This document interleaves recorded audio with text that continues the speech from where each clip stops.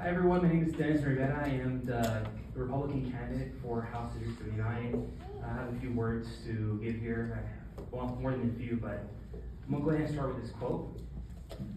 It is better to trust in the Lord than to depend on people.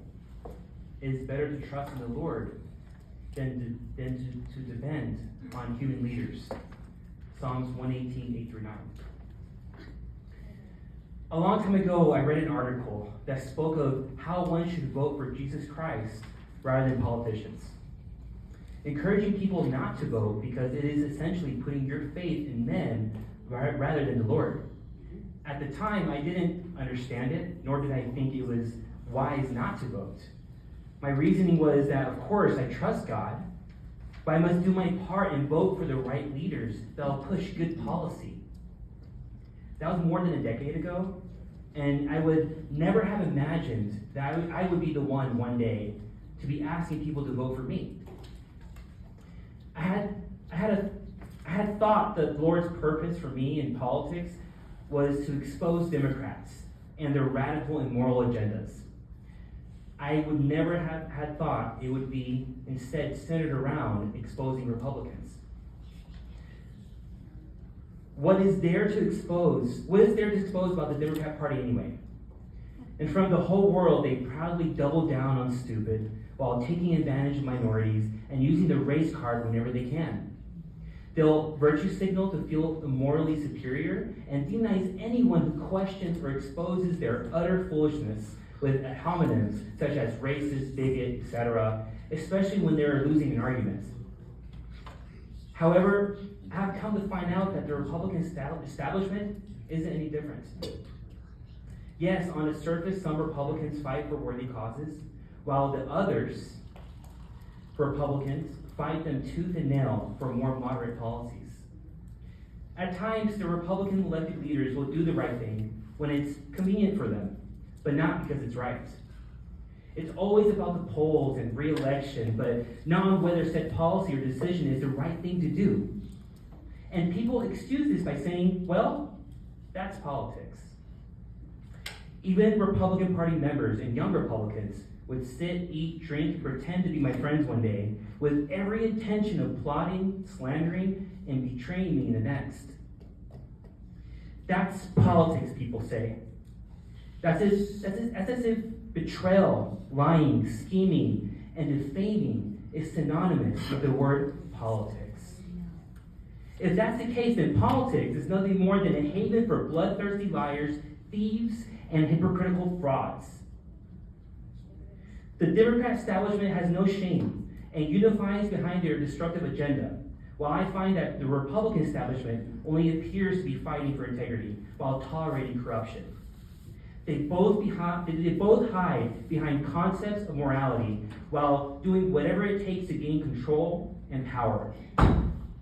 Instead of exposing travesties and being honest about your differences, you shake hands and pretend that a Republican can do no evil because they are on your side. You rather knowingly vote and support corrupted candidates just because they have an R in front of their name. It's truly despicable. You plot against your brothers while their back is turned and smile and hug for a photo op. These are all things I'm unwilling to do, and I hate the hypocrisy behind it because the Montana GOP slogan says, "We're better together." It's nothing more than a lie. Politics exists whenever men seek power to become a ruler and use whatever means necessary to obtain it.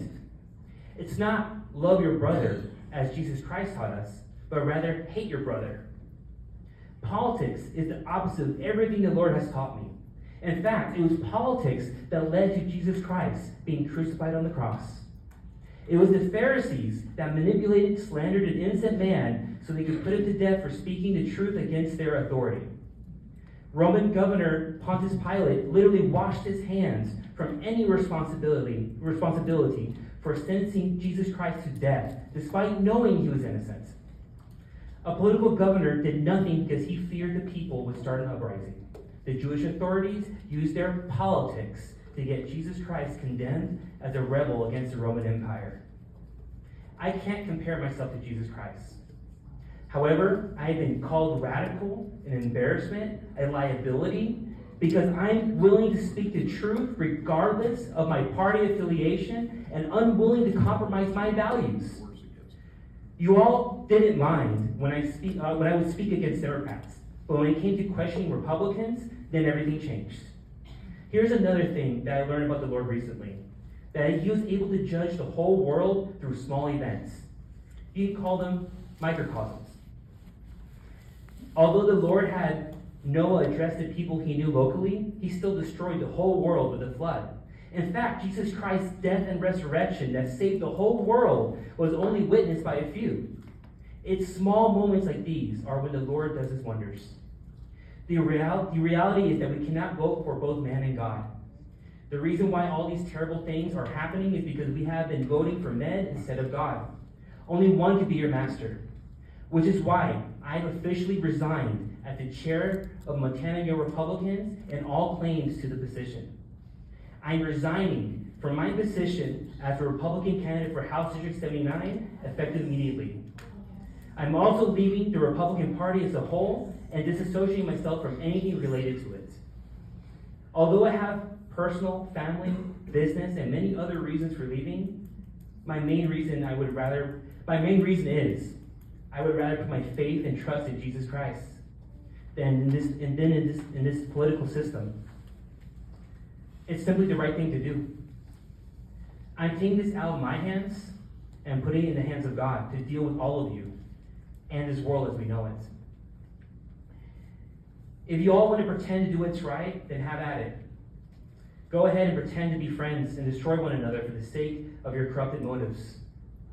Just know that the Lord will hold you all accountable. As for me and my house, we will vote for the Lord Jesus Christ.